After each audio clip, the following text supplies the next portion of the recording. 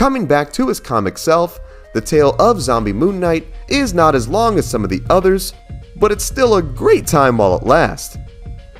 It spans multiple dimensions, so grab your popcorn, sit back, relax, and enjoy the full gory story of Zombie Moon Knight. Who is he? Zombie Moon Knight, like about nearly every super of this dimension, was transformed into a ravenous cannibal after being infected with an alien virus. He made his first appearance in the pages of Ultimate Fantastic Four number 23 back in 2005.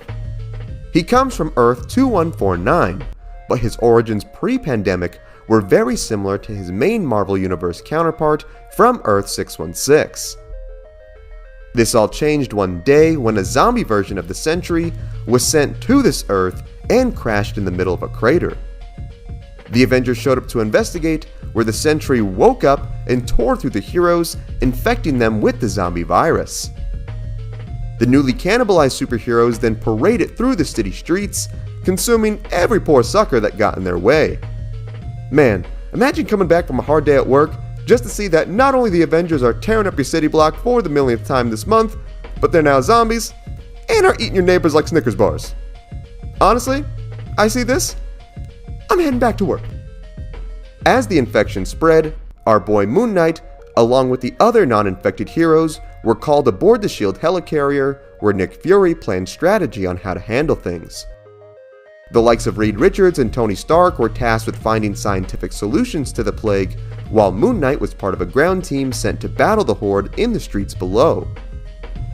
While the heroes managed to defeat several of the zombies, they were soon overrun by the undead, where at some point Moon Knight was infected. At some point later, it is revealed that former Fantastic Four villain Dr. Doom was harboring survivors at his castle in Latveria. Finding out about the tasty meat stash, Moon Knight and the other zombified heroes invited themselves to dinner, where they stormed the fortress. Before the invasion, it was revealed that Doom and his scientists had constructed a multiversal portal that would allow them to escape to another dimension. We are then joined by Ash, yes, the same Ash Williams from the Evil Dead movies, who also found his way to this dimension during this time. To give the humans time to escape, Ash broke into Doom's library, where he consulted the help of the evil magical book called the Necronomicon. Together, they resurrected the leftover remains of the people left behind by the zombies and transformed them into their own personal Deadite army. The Deadites then stormed the castle, and one of the first poor zombie heroes they got the jump on was poor Moon Knight. Poor Moon Knight. Dude got jumped harder than the Power Rangers did when the Green Ranger hopped up in the Megazord. We'll never forget that moment. The Deadite Legion then went to war with the remaining Avengers, but were quickly cut down by the superpowered cannibals. However, the battle gave Dr. Doom just enough time to get Ash and the other people through the portal, which he promptly destroyed. Not about to let this ruin his day, zombie Reed Richards put his brilliant rotten brain to use and managed to repair Doom's portal machine. He used it to lure a younger version of himself from the Ultimate Dimension to the Zombieverse, telling the poor dude that they get to work on projects together. Realizing he had been catfished, young Reed manages to escape and was saved by Magneto, who was protecting a small group of survivors. Reed then told the mutant about his Earth, and right as they planned to escape and get to Reed's machine, they are then swarmed by Zombie Moon Knight and several hundred other hungry heroes. Hey, you gotta love the dude. Even despite being a zombie here, he is still trying to look as mysterious and Batman-like as possible. That's Moon Knight for you.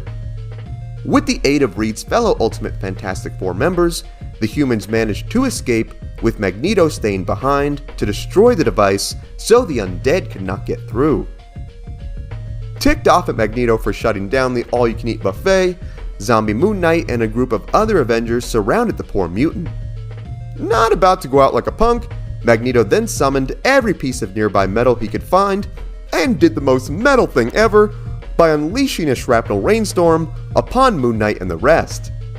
Cool as this was, this only somewhat slowed down the zombie heroes, who then quickly caught up to poor Magneto and devoured him whole. Rest in peace, buddy. You tried. Made for a great kill cam, though. After eating poor Magneto, the The zombies wondered when their next food order would arrive, only to be greeted by the Silver Surfer, who announced that his master Galactus was coming. Cool and imposing as he looked, poor homie was soon gobbled up by the zombie Avengers. The select group that got to eat the Surfer then noticed they got his sweet powers as a result of this, and then used them to have a zombie barbecue where they cooked up all their nearby friends. Yeah, y'all, this is one cookout I'm definitely passing on the invite to. Wondering why his employee of the month never came back, Galactus showed up to the planet only to get a hole yeeted right into him by the combined might of the cosmic supers. They then ate Galactus, got his powers, saw there was nothing left on Earth to eat, and bounced off to space in search of the next hot meal. You're just gonna leave without saying goodbye? I see how it is. Sometime later, we then cut to none other than our favorite merc with a mouth, Deadpool, of the main Marvel universe of Earth 616, who was on a rather strange adventure, which involved him returning the still living severed head of his zombified self back to the Marvel Zombieverse. I'm not even going to try to explain the full backstory for that in this video. For the full thing, check out the over 40-minute Zombie Deadpool video we covered a while back in the description below. It's a wild time, trust me. You're gonna need the chimichangas for that one. Upon getting back to the Zombieverse through a portal in the Florida swamp, Deadpool and his posse looked on at the apocalyptic beauty of the Zombieverse, only to get immediately attacked by a still very much alive zombie Moon Knight, Tigra, and Shamrock. Engaging in a bloody battle in the New York streets, our boy Mark Spector tried to take a bite out of Deadpool, only for the mercenary to gain the upper hand, slicing the dude's head right off. R.I.P. buddy. All the voices are gone now, even the hungry ones. While this was the end of this zombie Moon Knight, it's not quite over yet. But Adam, he's dead. How could he be? Shh. You'll see, guys. All in good time. Good things come to zombie boys who wait. We then cut back to the zombie space Avengers, who had spent the last 40 years going throughout the cosmos, eating every poor living alien soul in sight. They soon reached the edge of the universe, realized there was nothing left to eat, and headed back to Earth to fix the portal machine that Magneto had wrecked all those years ago. They got back and realized they had missed a few tasty little morsels as they saw Black Panther was leading a small group of human survivors. Panther and the rest went to war with the heroes and eventually got them to come to their senses that the hunger was all in their head and that it would go away after prolonged periods of time without food. See guys, fasting is good for you. It can even cure zombification. Don't quote me on that. I'm no medical doctor. I'm just the guy on YouTube trying to make fun zombie videos for you guys. Please, don't sue me. After the scuffle, the gang wanted to apologize for kinda destroying all of reality. They wanted to make it up to everyone by using the multiverse portal to go to different worlds and gather supplies to repair the damages that they had made. However, one of the hot-headed mutant survivors, Malcolm Cortez, was feeling zombie racist and was not cool with working with these rotting corpses. He then activated the portal, sending the group to worlds unknown so he could claim the new Wakandan throne for himself. Congratulations, bro. You're king of nothing. Sounds pretty lame, homie. The supers then found themselves teleported to an Earth similar to theirs before the infection broke out, this Earth being called Earth Z.